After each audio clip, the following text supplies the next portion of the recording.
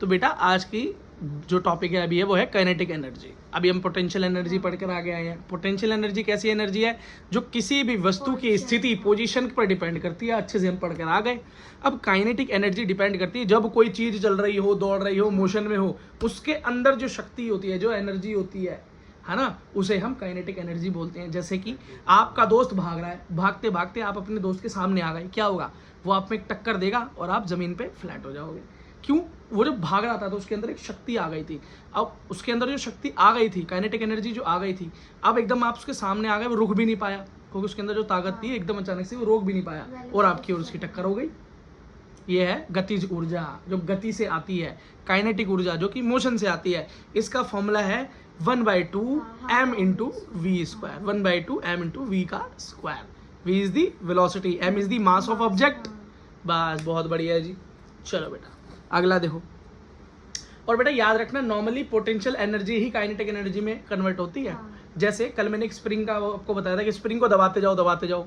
जब तुम उसको दबा दोगे मैक्सिमम, तो क्या होगा? उस स्प्रिंग के अंदर एक ताकत होगी जो स्टोर रहेगी, और जैसे ही आप उस स्प्रिंग को रिलीज करोगे वो काइनेटिक एनर्जी की फॉर्म में एकदम से बाहर निकलती है ना। जैसे कि हमारी बचपन में बंदूक होती थी, टॉय गन, तो उसके अंदर एक स्प्रिंग को हम बैंड करके पीछे लगा देते थे, आगे बुलेट होती थी प्लास्टिक की, और जैसे ही उसको ट्रिगर दबा के रिलीज करते थे, वो क्या करता था? दूर फेंकता था बुलेट को। कहाँ फेंकता था?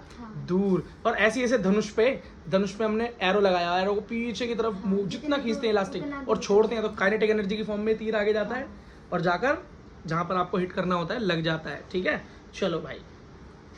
अब एक बड़ी इंपॉर्टेंट थ्योरम है यहाँ की, बड़ी इंपॉर्टेंट थ्योरम। पहली थ्योरम तो आपने देखी, कौन सी? Hooke's law. हुक्स लॉ बहुत बार पूछा जाता है ना। वाइवा के अंदर भी बहुत बार पूछा जाता है। वाइवा होता है ना, तो कभी जब इसमें वाइवा होगा मैडम पूछेगी तो हुक्स लॉ बड़ी पसंदीदा है टॉपिक है भाई इसके अंदर। हुक्स लॉ सुनाओ जी। तो वही स्प्रिंग वाला आप बता देना, जितना हम स्प्रिंग को जितना वर्क डन उतना ही स्प्रिंग के अंदर डिस्टेंस कवर।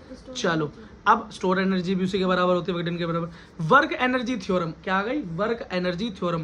कार्य और शक्ति के बीच के जो कार्य कर रहे हो, जो शक्ति लग रही है उसके अंदर, उसके बीच का संबंध है ये, उसके बीच की क्या रिलेशन है। तो उन दोनों के बीच का क्या रिलेशन है मैं एक बार तुरंत बता देता हूँ, फिर इसको बताता हूँ सॉल्व कैसे करते हैं। अब आप बोलोगे भैया इसको सॉल्व करना जरूरी है, इसको सीधा याद कर लेना। नहीं बेटा, वर्क एनर्जी थ्योरम अगर कोई पूछेगा तो आपसे बोलेगा जी पूरा थ्योरम ड्राइव करके दिखाओ, पूरा करके दिखाओ। बस एंड में इस थ्योरम का कंक्लूजन ये निकलता है, मैं बताऊंगा कैसे ड्राइव हुआ है पर कंक्लूजन बताता हूँ। कंक्लूजन ये निकलता है कि आप जितना भी कार्य करते हैं उतना ही किसी वस्तु की गतिज ऊर्जा में चेंज आता है। जितना भी आप वर्क करते हैं काइनेटिक एनर्जी में उतना ही चेंज आता है। जैसे मान लो कि आपके पास आपका दोस्त साइकिल चला रहा था। क्या चला रहा है? साइकिल चला रहा है, बड़ी धीरे धीरे चला रहा है, थक गया है, आपने देख लिया अपने दोस्त को। या मान लो आपका एक दोस्त है जिसने पढ़ाई नहीं की, आज वो रिक्शा चला रहा है, वो थक गया धूप में, बहुत धूप है बाहर, आपने उसको देखा, आप अपनी स्कूटी पे जा रहे थे, आपने क्या किया? एक पैर लगा दिया उसके रिक्शे पे और स्कूटी चला दी। उससे क्या हुआ कि अब उसकी रिक्शा तेज चलने लगी और आपके दोस्त को पैडल मारने की दिक्कत कम हो गई, उसकी एनर्जी बढ़ गई, काइनेटिक एनर्जी बढ़ गई। क्यों? आपने उसके ऊपर जितना काम किया उतनी काइनेटिक एनर्जी बढ़ गई। और बेटा जो भी आपका दोस्त है जो पढ़ाई को सीरियस नहीं ले रहा, पढ़ना शुरू कर दे, नहीं तो हो सकता है आप पैर ही लगाएं और वो रिक्शा ही चलाए और उल्टा भी हो सकता है। चलो, तो इसका सीधा सा मतलब ये हुआ, किसी की भी गतिज ऊर्जा काइनेटिक एनर्जी के अंदर उतना ही चेंज आएगा जितना आप उसके ऊपर काम करेंगे। जैसे कि आपकी दोस्त भाग रही है आराम से और आप पीछे से आए, आपने सीधा उसमें धक्का दिया, अब क्या होगा? उसकी काइनेटिक एनर्जी बढ़ जाएगी, लेकिन हो सकता है वो गिर भी जाए, हो सकता है वो गिर जाए और आप अंदर से बड़े खुश हो जाएं, है ना। ये काम मत करना, पर ये एग्जाम्पल मैंने तुम्हें दे दिया। ठीक है भाई। अच्छा, अब ये आते कैसे हैं, इस कंक्लूजन तक आते कैसे हैं, तो ये जरा देख लो, बस इतना काम समझ लो, काम खत्म। सबसे पहले मैंने वर्क का फॉर्मूला लिया, कार्य का। भैया कार्य और ऊर्जा के बीच में रिलेशन लेना है ना, तो वर्क का फॉर्मूला क्या होता है? बोलो, फोर्स इनटू डिस्प्लेसमेंट। कि जितना काम करूंगा उतना डिस्प्लेसमेंट हो जाएगा। इधर समझो भाई, आगे जाओ। ठीक है, तो जितना कार्य करोगे उतना डिस्प्लेसमेंट हो जाएगा, मतलब जितना फोर्स लगेगा डिस्प्लेसमेंट। तो हम छोटा लेते हैं, क्या लेते हैं? छोटा पार्ट लेते हैं। सब पूरे को तो जब ही इंक्लूड करेंगे, स्मॉल डी, मतलब स्मॉल वर्क तो स्मॉल डिस्टेंस कवर होगी, स्मॉल डिस्प्लेसमेंट होगी। ठीक है भाई, आपको पता है फोर्स को मैं मास इनटू एक्सेलरेशन भी बोल सकता हूँ। क्यों भाई? कोई दिक्कत नहीं है। और आपको पता है एक्सेलरेशन को मैं चेंज इन वेलोसिटी भी बोल सकता हूँ, dv बाई dt। कोई दिक्कत? कोई दिक्कत नहीं। मैं इस dv बाई dt और dx को ऐसे भी तो लिख सकता हूँ, dx बाई dt, dv अलग। मतलब x का मतलब क्या है? डिस्टेंस, वो डिस्प्लेसमेंट सॉरी, और ये अपॉन में टाइम। तो डिस्प्लेसमेंट अपॉन में टाइम क्या होता है?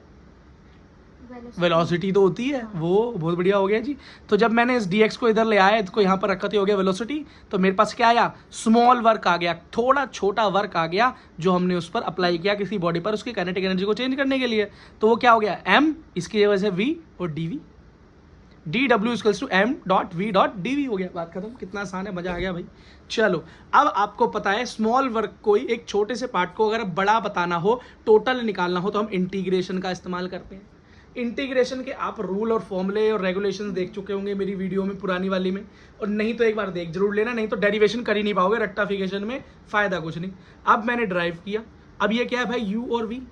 u लोअर लिमिट और ये अपर लिमिट, मतलब u क्या? इनिशियल स्पीड और ये फाइनल स्पीड। सबको पता है भैया, प्रारंभिक वेग और अंतिम वेग u और v कहलाता है।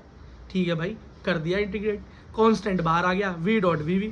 ठीक है, अब उसके बाद जब स्क्वायर किया 2 का, तो v2 स्क्वायर नीचे 2, upper limit lower limit, upper limit और लोअर लिमिट लगाई तो ये सामने आया, और निकल कर आपका क्या आया? 1/2 mv square minus 1/2 mu square. बात खत्म। Initial minus final minus initial, बात खत्म। तो इसी का मतलब क्या है? अब फाइनल में से इनिशियल माइनस करके आएगा क्या? एक्चुअली चेंज आएगा, जो भी आएगा चेंज इन एनर्जी कह सकते हैं। तो हमको पता चला total work done is equals to change in kinetic energy. जितना भी काम करोगे उतना ही काइनेटिक एनर्जी में चेंज आएगा।